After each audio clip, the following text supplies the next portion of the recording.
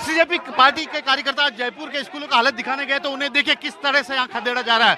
खुद आशुतोष राका आगे हैं और यहाँ पर उन्हें पीट पीट कर खदेड़ा जा रहा है, पीट पीट कर खदेड़ा जा रहा है।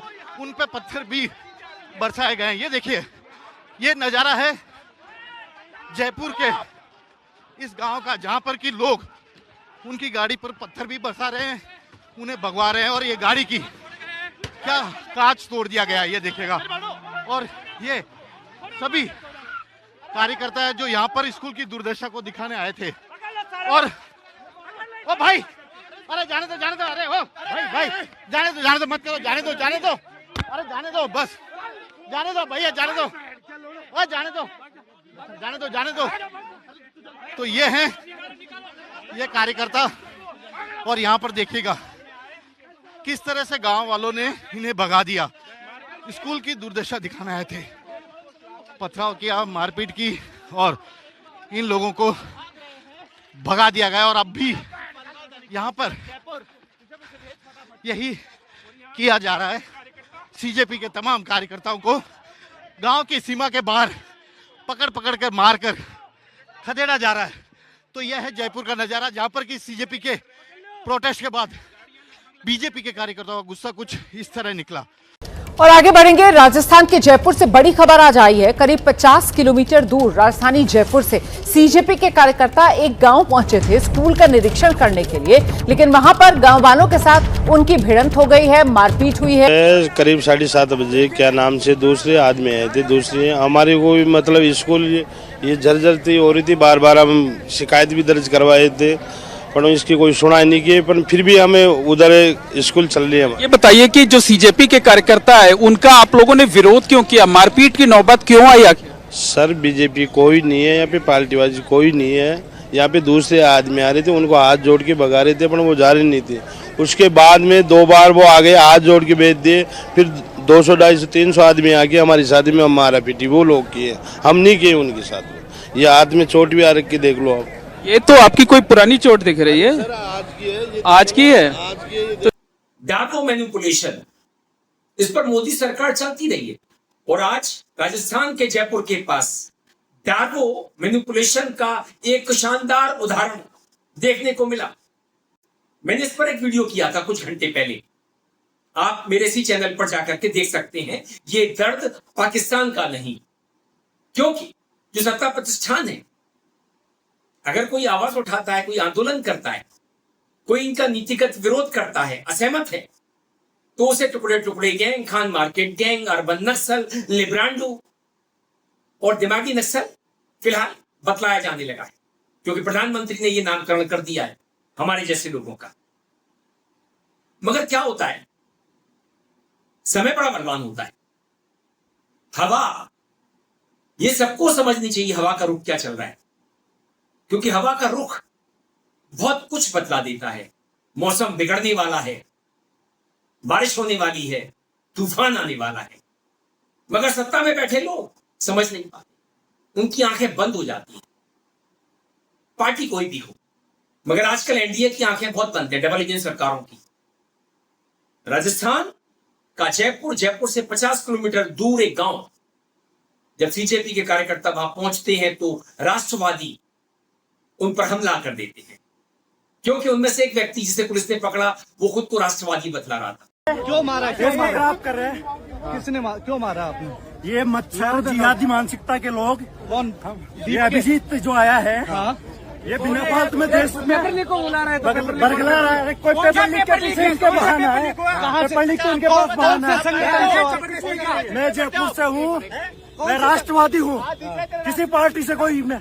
तू इधर आना मच्छर, अभी बताऊं तेरे को मैं क्या हूँ, राष्ट्रवादी हूँ मैं। एकड़ी के साथ, क्योंकि ये एक ऐसा मुखौटा है, एक ऐसा मास्क है जिसे पहन करके आप क्राइम कर सकते हो, यहां तक किसी की जान भी ले सकते हो, झूठा इल्जाम लगा करके, देशद्रोही बतला करके। तो जो कुछ उस गांव में होता है घटित, वो आंखें खोलने वाला है और इसकी खबर पूरी दुनिया को रख चुकी है। हमने नहीं किया, उन्होंने सरियारी लेके आए सारे, कम से कम 200-250 आदमी आए, हमने मारपीट नहीं की उनके साथ में। उनकी गाड़ी हमने उन नहीं, बिल्कुल नहीं, पहले प्रेम से समझाए थे, पर उन्होंने दिए जब उन खुद ने शीशे तोड़ के ले गए गाड़ियों के। वो तो स्कूल का सुधार करने के लिए आए थे। सुधार तो हमारे करा देंगे, एमएलए साहब ही करा रहे हैं। 12 लाख रुपए पास कर दिया एमएलए साहब ने। पधारो हमारे राजस्थान नाम की टैगलाइन इससे बदनाम होती है। बिजनेस कैसे भारत में आएगा? कौन इन्वेस्टमेंट करने भारत में आएगा जब इस तरह की घटनाएं होंगी? आंदोलनकारियों के दमन के लिए षड्यंत्र रचे जाएंगे। तो जब एबीपी का पत्रकार गांव वालों से पूछता है तो वे चोट दिखाता है। वो चोट पहले की होती है, छोटी मोटी खरोच दिखानी पड़ती है उससे बनाई हुई। उसके बाद शिक्षा मंत्री राजस्थान के कहने लगते हैं कि सीजेपी के कार्यकर्ता नहीं थे, कांग्रेस के थे, इन पर समय समय ये सदन ठप करते हैं, ये कुछ नहीं कर सकते वगैरह वगैरह। हम नहीं किए उनके साथ में। ये हाथ में चोट भी आ रखी, देख लो आप। ये तो आपकी कोई पुरानी चोट दिख रही है। सर आज की है ये, आज की है? अरे सर हाँ सर, वो राजनीति के ही मकसद से आए थे यहाँ पे। स्कूल की कोई दिखाने के मकसद, क्योंकि स्कूल तो बहुत दिनों से ऐसे है ना, आने चाहते तो वो पहले भी आ सकते थे, अभी क्यों आए वो? जनता का ध्यान भटकाने की कोशिश कर रहे हैं। जनहित के कार्यों पर कांग्रेस का ध्यान नहीं है और उसी के उन्होंने छाया में आज सदन की कार्रवाई को भी बाधित करने का कुत्सित प्रयास किया है। राजस्थान की जनता देख रही है, कांग्रेस को इनको मुंह तोड़ जवाब देगी। कांग्रेस की उसके बाद आशुतोष राका हॉस्पिटल पहुंचते हैं घायलों को देखने के लिए, पुलिस से बात करते हैं, डीसीपी से बात करते हैं और बतलाते हैं कि राजस्थान पुलिस को हमारे जाने की खबर थी कि हम गांव में जा रहे हैं। और ये गांव वाले नहीं थे, गांव वालों के वेश में गुंडे थे जो अपने आप को राष्ट्रवादी कह रहे थे। किससे बात हुई थी अभी? हमारी अभी डीसीपी साउथ से बात हो रही थी। तमाम ऊपर से लेके नीचे तक जितने भी पुलिसकर्मी हैं उनको हमने इन्फॉर्म किया था। हमारे कुछ टीम के साथी जहां पहले पहुंचे थे, जिनके साथ पत्थरबाजी हुई थी, उनके वीडियोस भी हम लोगों ने पहले डाल दिए थे। मैंने इस बारे में ट्वीट किया था। राजस्थान पुलिस में ऊपर से लेके नीचे तक इत्तला थी कि वहां पर मारपीट के लिए, पत्थरबाजी के लिए बाहर के गुंडे आकर बैठे हुए हैं। वहाँ पर हमारे पहुँचने के बाद आप सभी लोगों के वहाँ पे चैनल्स वहाँ पर मौजूद थे, आप लोगों के कैमरास वहाँ पर मौजूद थे, एक पुलिस वाला उस समय मौजूद नहीं था। और हम जैसे ही गांव से बाहर निकलते हैं, 2 पुलिस की गाड़ी अंदर जाती है। That only means one thing कि police knew this was going to happen, police wanted this to happen and police let this happen. इससे ज़्यादा शर्मनाक बात आज नहीं हो सकती। आज पूरे देश ने देखा है कि राजस्थान पुलिस की शह पर यह हुआ है। शर्म आनी चाहिए राजस्थान पुलिस को। आज पूरे देश में, मेरे को अभी बाहर के विदेशों के मीडिया चैनल्स के कॉल आ रहे हैं। आज पूरे विदेश में जो राजस्थान टूरिज्म के लिए जाना जाता है, जो राजस्थान किसी ज़माने में एजुकेशन हब के तौर पर जाना जाता था, आज वो राजस्थान इस चीज़ के लिए जाना जाएगा कि भैंसों के तबेले में एक स्कूल चल रहा था, उस स्कूल का निरीक्षण करने हम पहुंचे तो वहाँ पर भाजपा ने बाहर से गुंडे भिजवाकर लोगों को मारा पीटा, उनके सर फोड़े, उनकी गाड़ियों के शीशे तोड़े। पुलिसकर्मी उस समय एक भी वहाँ पर मौजूद नहीं था। सुनियोजित प्लान्ड तरीके से लोगों को जान से मारने की साजिश थी। और आज ये पूरी दुनिया देखेगी और राजस्थान के लिए, आज हमारे लोकतंत्र के लिए एक काला दिन है। तो आंदोलन को पलटने के, उसको बदनाम करने के लिए तरह तरह की साजिशें रचना शुरू हो चुकी हैं। इसी तरह की एक साजिश जंतर मंतर के आंदोलन को लेकर के रची गई। कहा गया कि इसमें अपराधी शामिल थे, हिस्ट्री शीटर शामिल थे। अब कोई दिल्ली पुलिस से पूछे कि अगर दिल्ली के जंतर मंतर पर कोई आंदोलन हो रहा है तो आपने हिस्ट्री शीटर को पकड़ा क्यों नहीं? आपको उनको नजरबंद करना चाहिए था ना। ये अपराधी जंतर मंतर के आंदोलन में कैसे शामिल हो गए? वहां तो प्राइवेट आर्मी भी थी, सादा वर्दी में गुंडे भी थे जो लाठियां चला रहे थे, पुलिस का काम कर रहे थे। उसका कोई जवाब है आपके पास?